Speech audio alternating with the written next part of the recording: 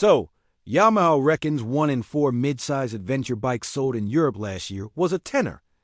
That's a pretty wild stat, but honestly, not that surprising. The T7 got a lot right from the start. Great looks, reasonable price. And it can handle both tarmac and trails without making you feel like an idiot on either dock. The World Raid is the long distance, big tank version, sitting at 11,920 pounds.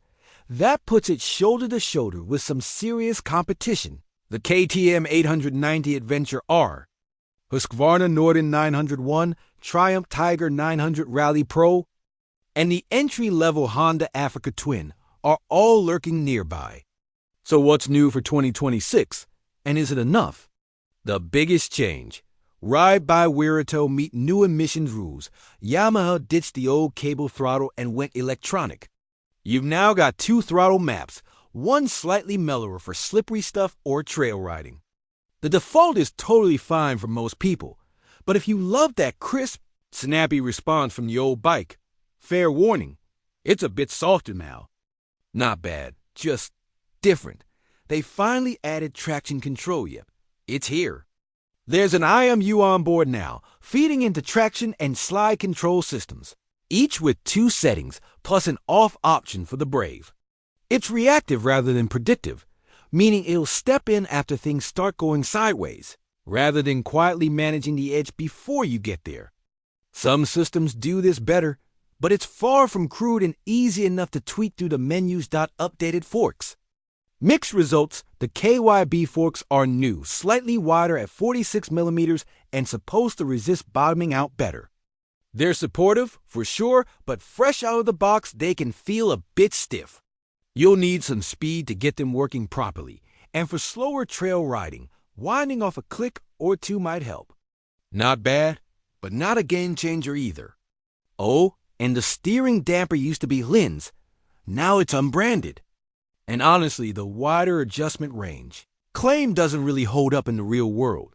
What's actually useful cruise control is now standard, made possible by the ride-by-wire setup, and that's genuinely handy for long days on the motorway.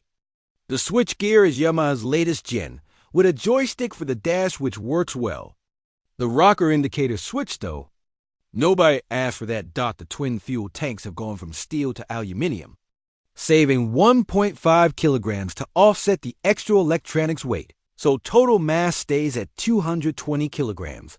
The seat is 20 millimeters lower at the front too, which helps when you're shuffling around standing up. Still a bit wide in the flanks when climbing, mind you, reliability-wise. The previous model scored nearly 5 stars across the board from owners. Common niggles have been addressed. There's now a protective shield over the side stand switch, which used to get knocked off-road and leave you stranded.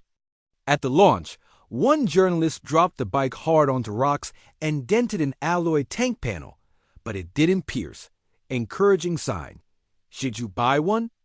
If you already own the previous World Raid and it's paid off, honestly, there's not a huge reason to upgrade. The cruise control and traction control are nice additions, but that's about it. The platform is 6 years old now, and a more serious overhaul wouldn't have gone amiss. A bigger engine or more meaningful chassis updates would have been very welcome.